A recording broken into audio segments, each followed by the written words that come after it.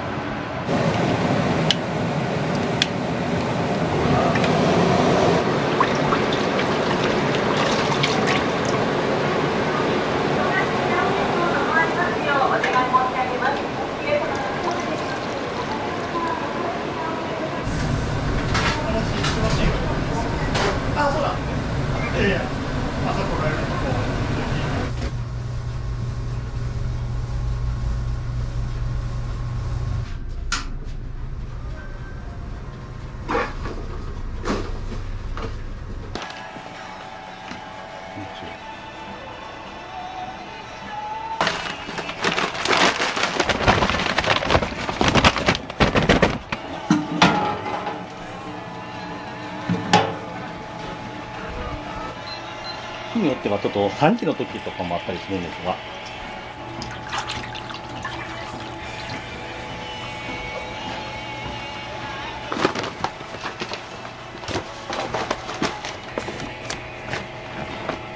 下で20分ほど揺れるって言うてはったんですけど、はい。ってことは別にそんな麺自体も高水ではないってことですかね。高水ですね。あ、高水。高水です。まあ多分混合比、加水率とかっていうのは秘密にされてはるかもしれないんですけど、高水の部類ですね。はい。提供後も伸びにくいっていうのもあるんですよ。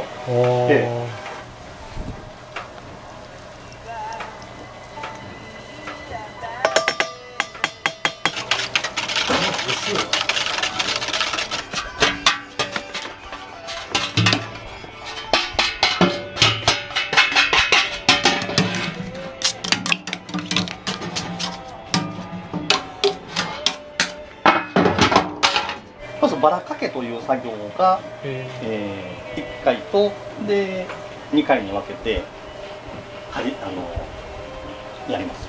明太自体はだからバラかけの段階ではまだ粗悪というか、はい、粗いものになりますけども。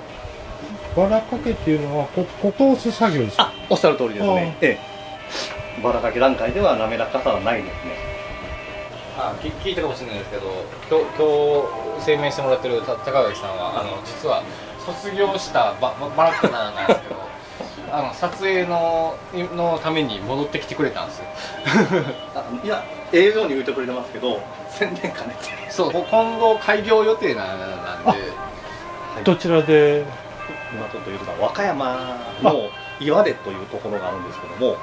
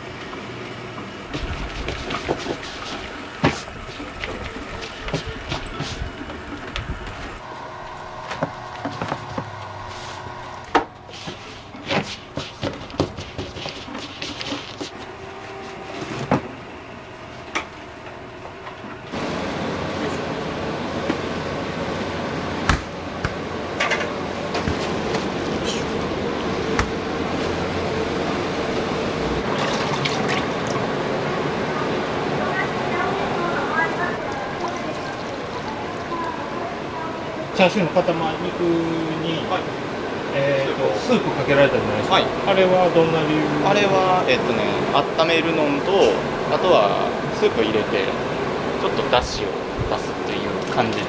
なるほど。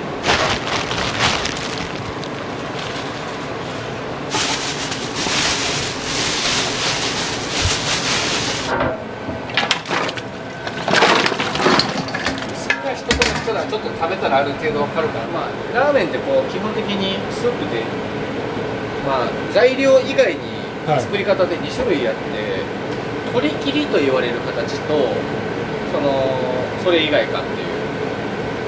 取り切りっていうのはもうスープ作って完成させるんですよ。完成させたやつをうどん屋さんの出汁とかも基本的にそうです。全部作ったやつを最後温めてお客さんに提供する、これ取り切りっていうんですけど、結構さんとかうちはこれリアルタイムで作っていってるわけですよね。この味ができてないのをこの場で調節してリアルタイムで味を調節しながら作って出すって方法なんで、これに関してはちょっと勘みたいなのがすごい重要になってくる。だから僕初めての人とかラーメン屋さんとかやり方聞かれて全部教えるんですよ。そういう人の全然いいんですよ。同じもの作れないんでみんな。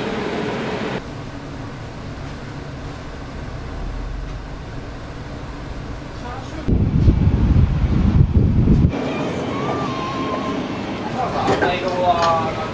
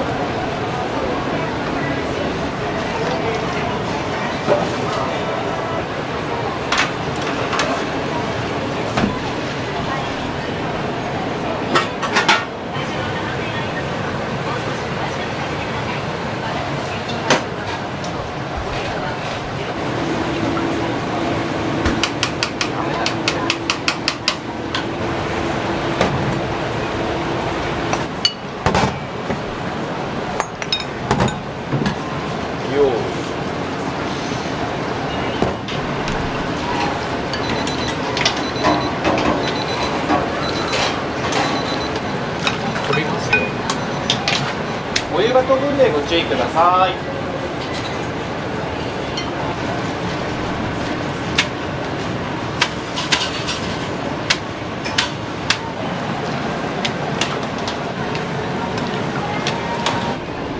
1名さんですか？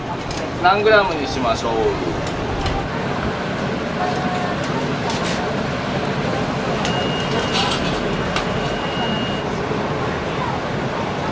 はいやー。はい、次入るよ。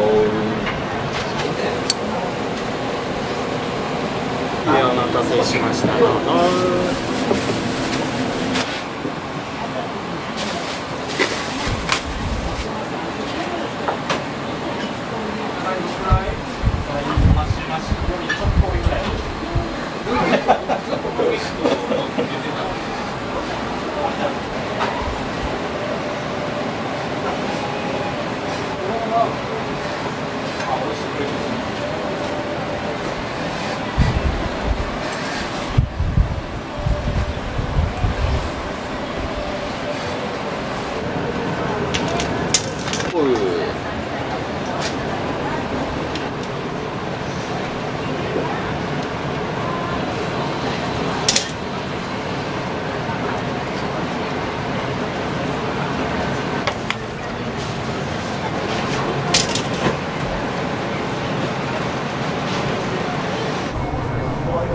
もう OK ですかね。はい、じゃあ先頭の方どうぞ。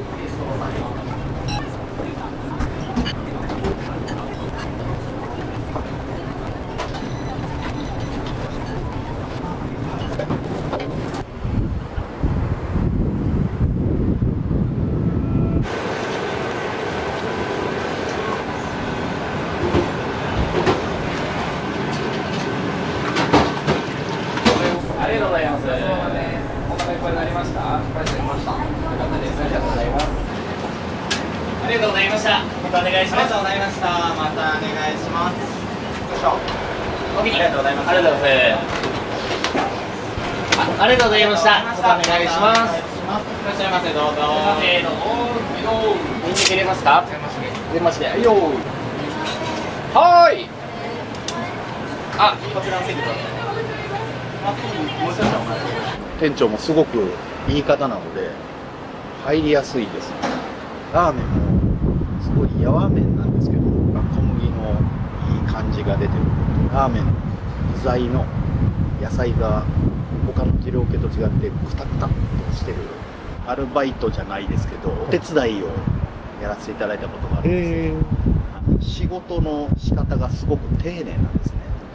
そこの裏を見たいなというところもあって、たまたま休みだったので誰か手伝ってくれませんかっていう、情報を SNS で見て、ぜひ行かせてくださいっていうことで、そこで奥さんやられてるところを見させてもらいましたけど。もうちょっと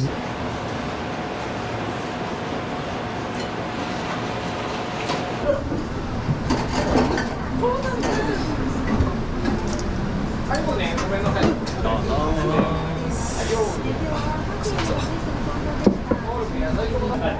できるって言ってください。お待たせしました。どうぞ。お待たせしました。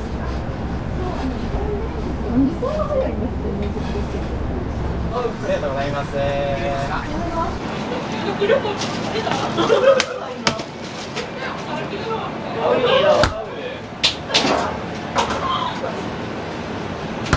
ありがとうございます。はい、お待たせしました。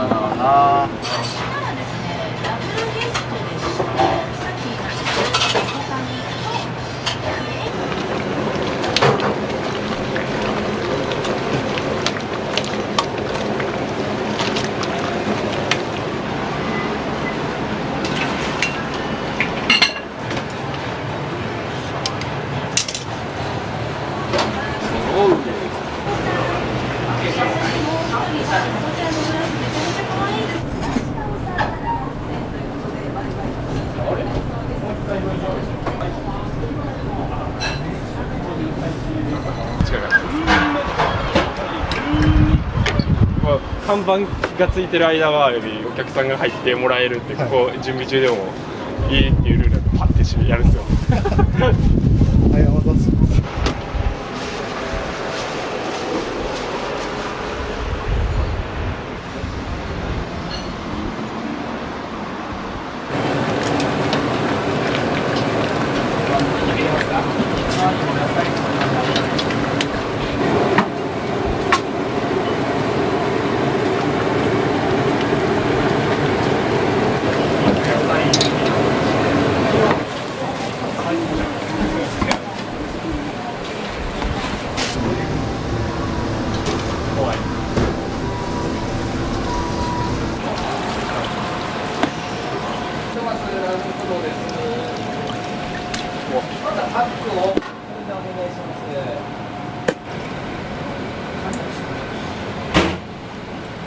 排水垂れ流しなんで汚れないように気をつけて。ありがとうございます。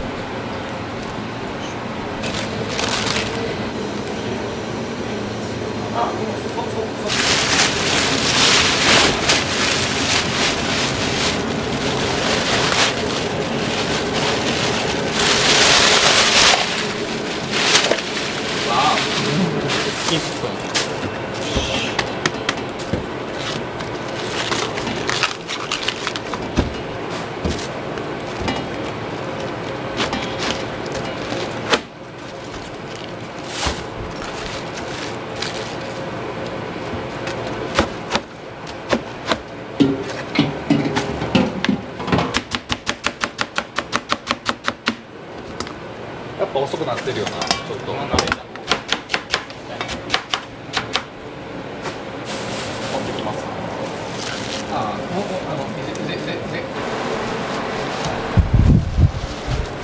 これも僕が早起きできないんで、明日の昼営業分まで切ってきます。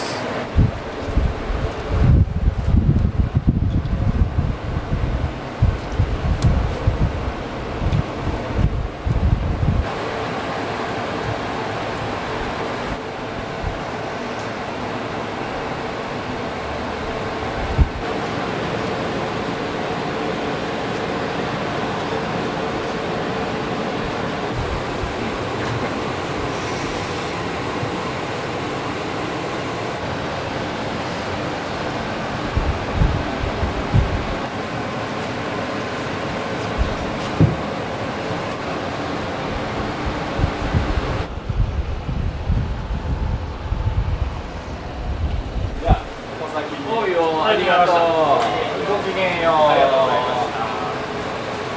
まあ、二郎系ってこのプラ券使うのが文化というか、はいうちもプラ券で行きたかったんですよ。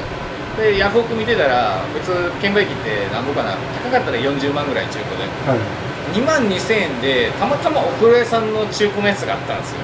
東大阪の方でちょっと近いところのお風呂屋さんが潰れたばっかりで、だから常連さんとかやったら昔行ってたわとか、あれなんでこんなとこあんのみたいな感じで、これを見てジョイフル錦の閉店を知る人も中にはおったりとか、その名残でおもろいからってことで店頭風のノータオルとか、もうさっき言ったみたいにお店の中がすごい暑くて汗かくんで普段使いしてもらえる金額でと思ってね販売してます。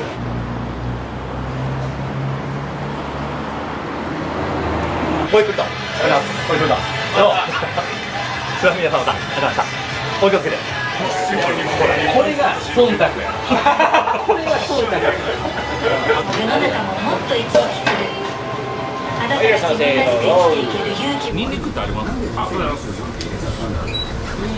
そのマークの下に DJ やさい2024って文字を入れたんですね。今年あと2ヶ月終わるのに何で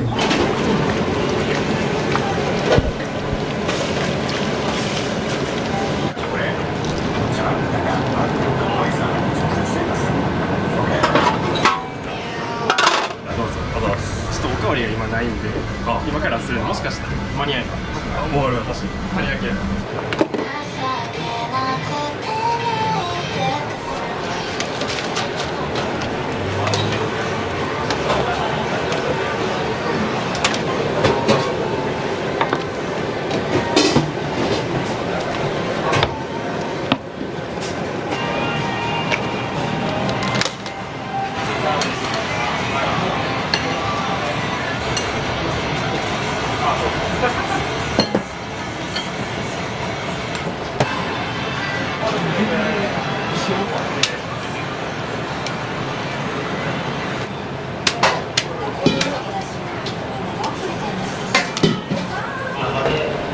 お待たせしました。ニンニク入れますか？野菜増し、油増し。はいよー。はいよー。はい、いらっしゃいませ。どうぞ。1名さんですか？麺の量何グラムにしましょう？250。はいよー。6になるね、これでね。はいよ。ニンニク入れますか？はいよー。はいよ。お待たせしました。どうぞ。気をつけて。いただきます。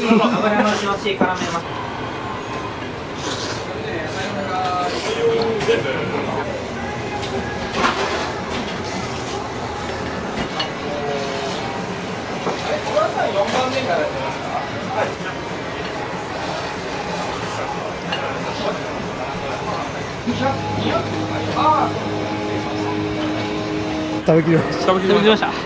汁まで。お店はどれぐらいの頻度で来られるんですか？僕はもう週3回ぐらい。週3回。はい。もう年に数えたらもう100回超えるか超えへんかをいつもちなみに今年は？ちなみに今年で105です。もう余裕で超えてますよ。はい、今年は105です。このペースでいうと120ぐらいですよね、多分。あ、もっといくか。工藤さんだけなら余裕の大谷超えです。大谷超え。超えました。超えました。もう必ず食べられるメニューが醤油ラーメンです。醤油ラーメン。はい。この始まりの味がね。もう浮気せず。浮気せず。でもね、工藤さんやったら塩ラーメンもあるし、定期的にデスピザっていうちょっとあれなんていうの、タバスコとかで、あとチーズたっぷりもうピザのように仕上げた汁なしのラーメンがあったりで、夏場はたまたま卵が入って玉に入れたっていう、あるんですけど、この人はかたくなに醤油をデスピザっていう限定やるんですけど、その時に僕らこう集まってで一緒のタイミングで入ったりするんですけど、この方だけ買うのはいつもの食券です。だから僕らは別に基本話合わせたりしないんですよ。グッと来たら一緒におるっていう、もうそういう確率は結構高いですよね。何かがね、やっぱり巡り合わせてくれたりとか、それだけ人が集まる美味しいラーメン屋さんとかね。めっちゃいい。も豚のスープねふんだんに使ってますけど、もう調子いい時ここ曲がったところに美容院あるんですけど、もうその越えたあたりからもう匂い漂いますんで、だから僕が夜散歩してる時にいい匂いする思ったらもう今日はもう工藤やなってそういうタイミングで言ってます。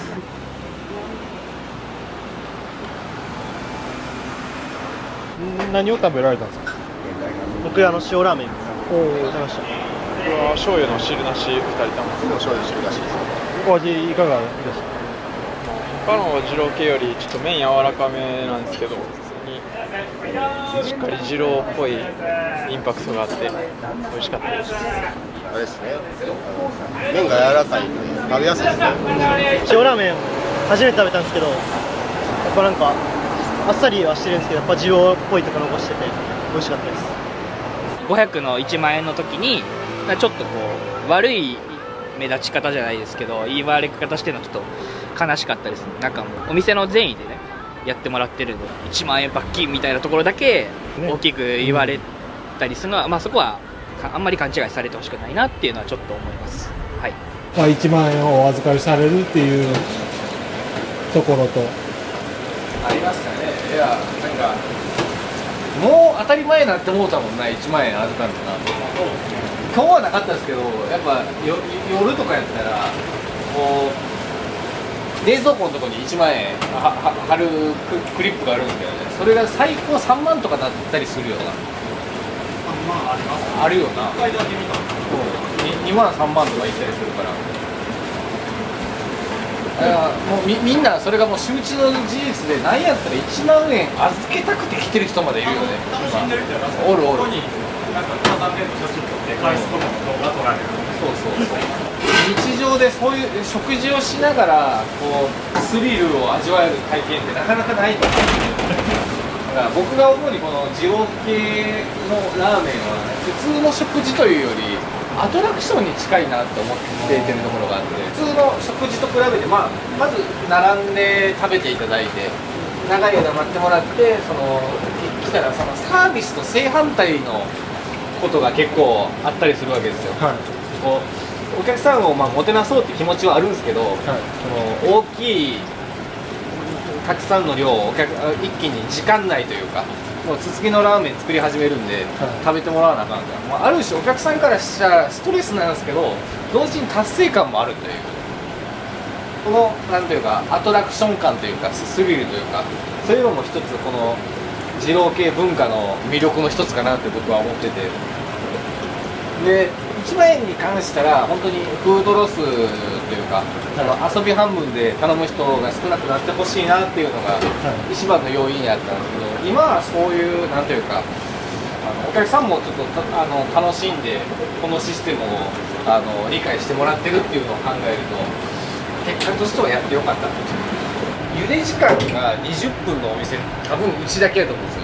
このお店ができた成り立ちというか、あれに関したら、僕もともと歴史を刻めっていう、有名店で働いてて、そこの常連やったんですよ。前のお店の社長にうまいもん作れって言われたら、どんどん麺が柔らかくなってったんですよ。でそれでなんていうか、関西で柔らかい二郎系出すのが僕だけになって、で一応グループなんで僕だけちょっと違うタイプの製品を出すのは問題やということで、ある時こうちょっと柔らかい麺ちょっと作るのはなしにしてくれる、お店の回転の問題とかもきっとはあると思うので、その時に一応会社員なんで、2ヶ月ぐらい我慢して作ったんですけど、ちょっとやっぱり僕が美味しいと思うものを提供してお客さんに喜んでもらうっていうのとちょっと方向性が変わってしまったんで、柔らかい麺専門のお店を作ろうと。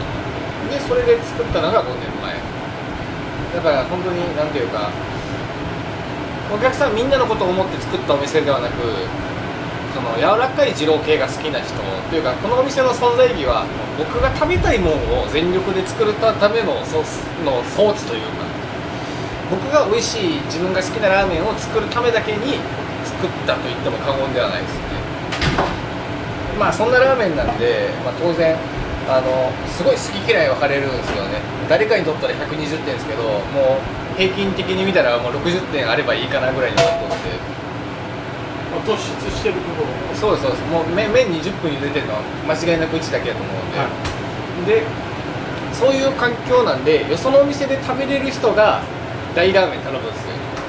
で食べてみたらもう、あまりにも別物なんで、それで残すっていうパターンが結構あって、でこの二郎系で大っていうのはちょっと残したらあかんって、前の修行先もそうやったんで、それでこうどうしたら残さないようにできるかなって考えた結果、その罰金というかこのお預かりをもらうっていうのがちょっとアイデアになって、妻とかと話した時1000円とかでもいいんちゃうみたいな話だったんですけど、1000円やったら1000円払ったら残していいんやみたいなって風になってしまうと、遊び半分で注文するのを阻止しようっていう目的で、切りがいいところで1万円ということにというちょっとルールを始めたのがもう2年前ですかね。随分そのツイッター自体は、ものすごいそうですね、インプレがすごい続いて、でもなんか僕はそのアンチがたくさんいる状態っていうのが実はすごい好きやって、それだけ関心を持ってくれてるんだなっていうののその裏返しというかってとこなんで、関心を持ってくれてるのは商売する上でいいことなんで、万人に受けずとも自分が納得できるルールでお店を運営できていけたらいいかなとは思ってますね。それの前にその夫婦喧嘩って休まれるっていうのが、それの前にあったその事件と時系列で言ったら夫婦喧嘩が先でした。あんな形でそんな取り上げられると多分ご本人も思ってなかったと思うんです。ほんまに何ていうか、逆にその理由も言わずに長期休暇になってしまったら違うところで心配されるお客さんもいるかなっていうのも確かにあったりもしますね。